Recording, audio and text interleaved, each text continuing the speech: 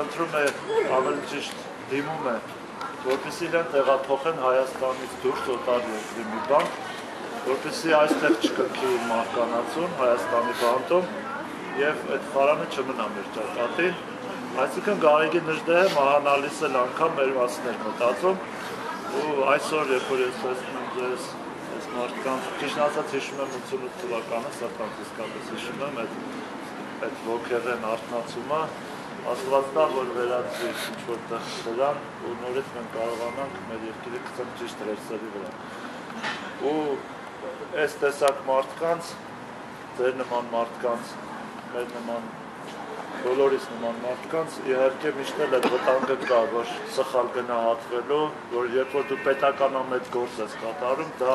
դիտվում է որպես ինչ-որ դեմ իշխանություններին, բայց իրականում սա պետականամետ գործունեություն է,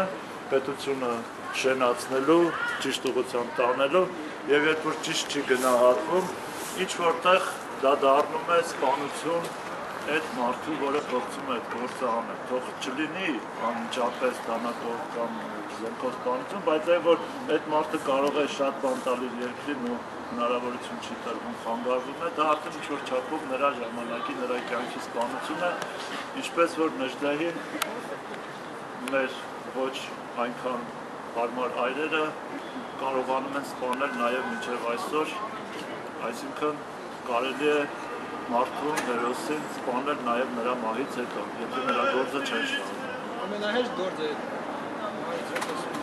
Այնպես որ երկեմ Նժդեհի նվիրված